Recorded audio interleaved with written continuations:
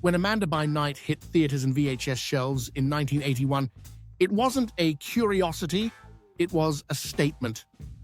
Adult cinema at the time had already been leaning hard into narrative. Filmmakers were riffing on thrillers, comedies, even costume dramas, and audiences expected stories as much as sex. What set Amanda apart wasn't that it had a plot. Audiences were treated to a Los Angeles noir with hard edges and a wounded heart. This is the story of how the film came to be. The movie follows Veronica Hart as Amanda Heather, a high-end call girl entangled in a string of murders who ends up working with a detective to track the killer through smoky nightclubs and city hall corridors. It's moody and stylish, a film that feels like it could have screened without genre scenes and still worked. Critics noticed, awards followed, and it is now regarded as one of the more accomplished films of the Golden Age. Gary Graver was both the director and the man holding the camera.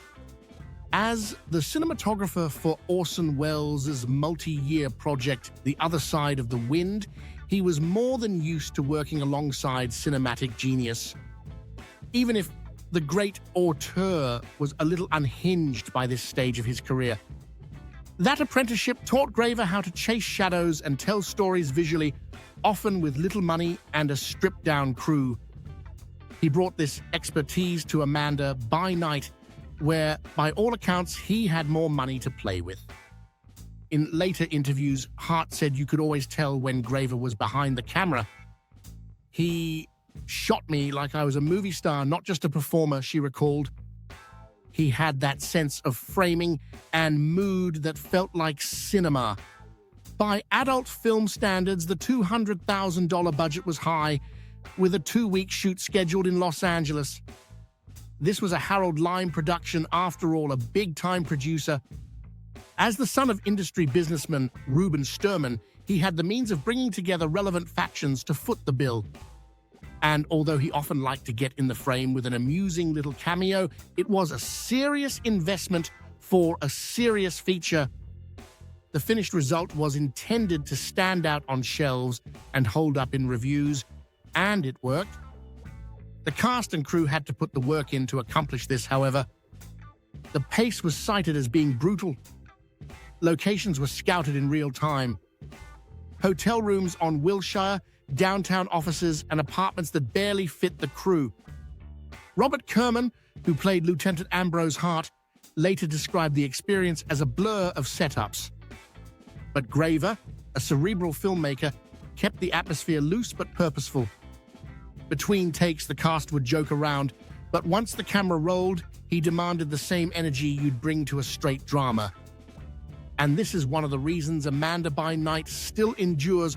Arguably, all of the main cast brought their A-game.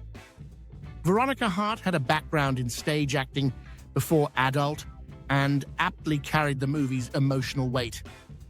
Robert Kerman brings a distinctive world weariness and gravity that give the movie a credible moral center. John Alderman's villainous turn as Councilman Blakely is a highlight too. As the politician with secrets to hide, Alderman provides the perfect blend of charm and rot. The smile that gets him in the door, the menace that seeps out once it's closed. Then there's Jamie Gillis, who performs a role with an uncharacteristic level of warmth and compassion. Samantha Fox and Lisa DeLeo rounded out the ensemble with both charisma and performance abilities that have a real impact. Even Ron Jeremy, early in his career, played a minor role with surprising believability. And unusual for a genre film, the sex didn't derail the story, it served it. The various encounters reveal who has power, who's vulnerable, and who's lying. That choice alone separated Amanda from most of its contemporaries. Stylistically, the film wears its influences on its sleeve. Critics compared it immediately to Pakula's Klute, another story of a call girl pulled into danger, filmed with long shadows and a constant sense of surveillance. Graver leaned into that noir-esque atmosphere, Diffused lighting, dark doorways that swallow characters, hotel suites that feel like traps. The Wells influence is there too. Long takes drift into scenes instead of cutting sharply. Characters are introduced through mood rather than exposition. The camera often sits back, watching as if eavesdropping. In a genre film, that kind of patience was radical. It meant the performance aspect wasn't just a mechanical interlude. It was part of the noir machinery and fueled the character dynamics.